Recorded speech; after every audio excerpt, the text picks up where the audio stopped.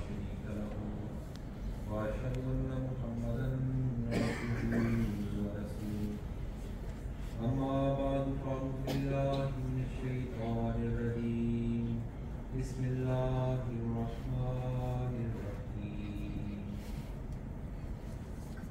الحمد لله رب العالمين۔ آج ہم سب میں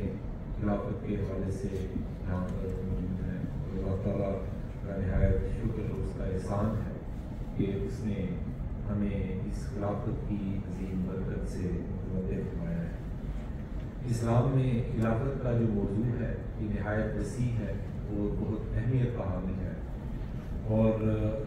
اس لحاظ سے اسے سمجھنا جو ہے وہ نہایت ضروری ہے تاکہ ہمیں خلافت کا صحیح ادراک حاصل ہو سکے۔ خلافت جو ہے قرآن مجید میں اس کی کئی اقسام بیان ہوئی ہیں۔ ایک خلافت کی وہ قسم ہے جس میں اللہ تعالیٰ خلیفہ کو خود منتخب کرتا ہے۔ اس کی بھی آگے پھر دو قسمیں ہیں۔ ایک خلافت کی وہ قسم ہے جسے بلا واسطہ خلافت کہہ سکتے ہیں، جس میں اللہ تعالیٰ خود خلیفہ کو بغیر کسی واسطے کے منتخب کرتا ہے، اور ایک خلافت کی وہ قسم کہہ سکتے ہیں جس میں اللہ تعالیٰ بال واسطہ خلافت جو ہے وہ دنیا میں جاری فرماتا ہے۔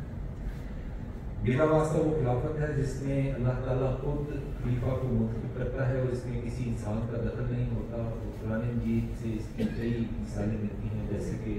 حضرت آدم علیہ السلام کو اللہ تعالیٰ نے قرآن مجید میں فرمایا کہ وَإِذْ قَالَ رَبُّكَ لِلْمَلَائِكَةِ إِنِّي جَاعِلٌ فِي الْأَرْضِ خَلِيفَةً،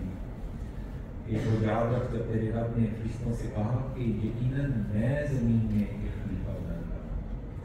یا حضرت داؤد علیہ السلام کو جب اللہ تعالیٰ نے فرمایا کہ یا داؤد اِنَّا جَعَلْنَاكَ خَلِيفَةً فِي الْأَرْضِ فَاحْكُم بَيْنَ النَّاسِ بِالْحَقِّ، کہ اے داؤد یقیناً ہم نے تجھے زمین میں خلیفہ بنایا ہے، بس لوگوں کے درمیان حق کے ساتھ فیصلہ کر۔ جب اللہ تعالیٰ خلیفہ کو بلا واسطہ منتخب کرتا ہے تو وہ خلیفہ اللہ تعالیٰ کی طرف منسوب ہوتا ہے اور اسے خلیفہ اللہ کہا جاتا ہے، اور اس لحاظ سے ہر نبی اور ہر رسول جو ہے وہ خلیفہ اللہ ہے۔ حضرت مہدی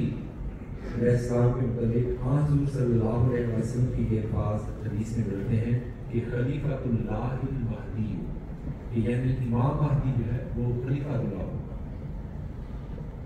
بالواسطہ خلافت جو ہے وہ خلافت کی قسم ہے جس میں اللہ تعالیٰ خلیفہ کو بالواسطہ منتخب کرتا ہے، اور اسلام میں اس خلافت کو خلافت راشدہ کہتے ہیں، اور یہ وہ خلافت ہوتی ہے جو کسی نبی یا رسول کے بعد ہوتی ہے، اس لیے اسے اس نبی یا رسول کی طرف منسوب کیا جاتا ہے، جیسے ہم کہتے ہیں کہ خلیفۃ النبی یا خلیفۃ الرسول یا خلیفۃ المسیح۔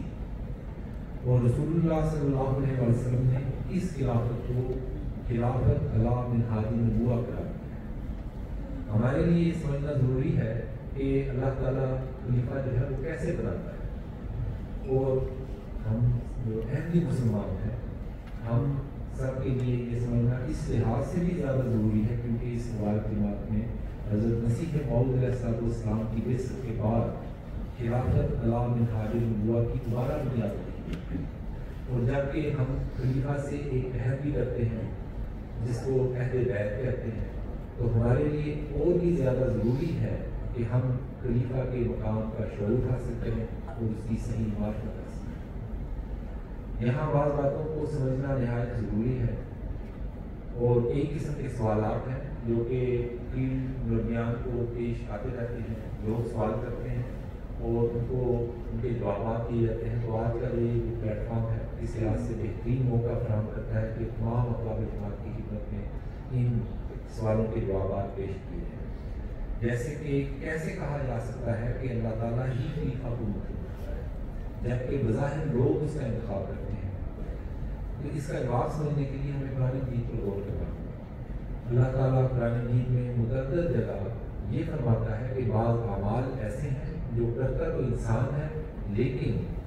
ان کے نتائج اللہ تعالیٰ کا کرتا ہے، جیسے کہ اللہ تعالیٰ قرآن مجید میں فرماتا ہے وَفَرَائِضُ مَا تَحْرُسُونَ अंतुम तज़रऊनहु अम नहनु ज़ारिऊन, कि भला बताओ तो सही कि जो कुछ तुम काश करते हो क्या तुम ही हो जो उसे उगाते हो या हम उगाते हैं। फिर कुरान करीम में अल्लाह ताला फरमाता है कि बाज़ अमाल ऐसे हैं जो अल्लाह ताला करता है लेकिन उनका ज़हूर इंसानी हाथों से होता है। बज़ाहिर ऐसा लगता है कि ये इंसानी काम है लेकिन दर हकीकत उसके करने वाली खुदा ताला की ज़ात। जैसा कि कुरान मजीद में अल्लाह ताला ने फरमाया क़ातिलूहुम युअज़्ज़िबहुमुल्लाहु बिअयदीकुम, कि उनसे लड़ाई करो अल्लाह उन्हें तुम्हारे हाथों से अज़ाब दे। अल्लाह ताला के एक और जगह कुरान मजीद में फरमाता है फलम तक़तलूहुम वलाकिन्नल्लाह क़तलहुम वमा रमैता इज़ रमैता वलाकिन्नल्लाह रमा, कि बस तुमने उन्हें कत्ल नहीं किया बल्कि अल्लाह है जिसने उन्हें कत्ल किया। और ऐ मोहम्मद जब तूने उनकी तरफ पत्थर फेंके तो तूने नहीं फेंके बल्कि अल्लाह ही है जिसने फेंके। तो इससे ये बात बड़ी वाज़ेह हो जाती है कि बाज़ काम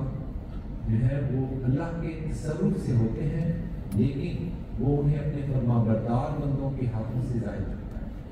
और उन मोमिनों के हाथों से ज़ाहिर करता है जो उसके अहकाम की पैरवी करते हैं और उसकी तालीम पर अमल करते हैं। इस बात को समझने के लिए कि कैसे अल्लाह ताला जो है वो इंसानों के हाथों से खलीफा को बनाता है, एक मिसाल आपके सामने पेश करता हूँ कि अगर आपके पास एक ट्रे है जिसके अंदर कई किस्म के फल पाए जाते हैं, सेब हैं, केले हैं, माल्टे हैं वगैरह, और आपसे ये कहा जाता है कि आप ये ट्रे अपने वालिद साहब के सामने पेश करें और जब आप उनके सामने लेके जाएंगे तो आप अपनी मर्जी से भी उस ट्रे में से कोई फल उठाकर अपने वालिद साहब को पेश कर सकते हैं। लेकिन अगर आप अपने वालिद साहब को कहें कि ये ट्रे में फल मौजूद है और आप इनमें से कोई भी फल बता दें जो आप लेना चाहते हैं, तो आपके वालिद साहब आपको बता दें कि इस ट्रे में से मुझे फलां फल जो है वो दे दें, तो आप वो फल उस ट्रे में से लेकर अपने वालिद साहब को पेश करें। तो फिर उस फल का इंतखाब किसने किया? क्या ये इंतखाब आपका है कि आपने वो फल अपने वालिद साहब के सामने पेश किया, या ये उसका है जिसने अपनी पसंद आपको बताई और फिर आपने वो फल अपने वालिद साहब के सामने पेश किया? बिल्कुल खिलाफत का यही मामला है कि खलीफा के इंतखाब का तमाम का इंसार जो है वो खुदा ताला की ज़ात पर होता है और मोमिनीन जो उसका इंतखाब करते हैं वो सिर्फ उसके अमल में शरीक होते हैं, वरना अल्लाह ताला की मंशा ही है जिसके मुताबिक वो काम कर रहे हैं। एक और सवाल किसी के ज़हन में ये आ सकता है कि अगर अल्लाह ताला ही खलीफा का इंतखाब करता है तो अंबिया की तरफ से बिला वास्ता मुंतखब क्यों नहीं करता? अंबिया को तो कोई मुंतखब नहीं करता और ना ही नबी के इंतखाब के लिए अल्लाह ताला इंसान को वसीला बनाता है। अल्लाह ताला खलीफा का इंतखाब इस तरह क्यों नहीं करता? इस सवाल का जवाब जानने के लिए अल्लाह ताला की जो सिफात हैं वो रहमानियत और रहीमियत, इनके ऊपर हमें गौर करना चाहिए। सिफत रहमान का ताल्लुक तमाम मखलूक के साथ, इस सिफत के ज़रिए अल्लाह ताला अपनी बरक़ात और इनामात का ज़ुहूर जो है वो बगैर किसी इंसानी अमल के करता है, खा वो इंसान मोमिन हो या काफिर, अल्लाह की इबादत करता हो या उसके वजूद से ही भूखे। अल्लाह ताला महज अपने फजल से उसे नेमतों का हक़दार ठहराता है, जैसे ज़िंदगी है, पानी है, रोशनी है, हवा वगैरह है, हम सबको अल्लाह ताला ने निकाला है। तो अल्लाह ताला जब किसी को नबी बनाता है तो इस सिफत यानी सिफत रहमान के तहत किसी को नबी बनाता है, लेकिन उसके बाद कि वो नबी इस दुनिया में अपना काम मुकम्मल कर देता है और अपना पैगाम लोगों तक पहुँचाकर मोमिनों की एक ऐसी इमारत को कायम कर देता है जो सिरात मुस्तकीम पर गामज़द होती है, तो अल्लाह ताला उन मोमिनों को अपनी सिफत रहीमियत का जलवा दिखाता है और उनके लिए खलीफा मुंतखब करता है उनकी दुआओं के बाद, यानी उन मोमिनों के लिए जो ईमान लाते हैं और अमल साले गुजारते हैं। और खिलाफत के क़याम के लिए इन दो शर्तों का पूरा होना लाज़मी है। कुरान में अल्लाह ताला फरमाता है कि वअदल्लाहु लज़ीना आमनू मिनकुम व अमिलुस्सालिहात ला यस्तख़लिफ़न्नहुम फिल अर्ज़, कि तुम में से जो लोग ईमान लाए और नेक अमाल बजा लाए उनसे अल्लाह ने पुख्ता वादा किया है कि उन्हें ज़रूर ज़मीन में खलीफा बनाए। तो जहाँ तक ईमान का ताल्लुक है,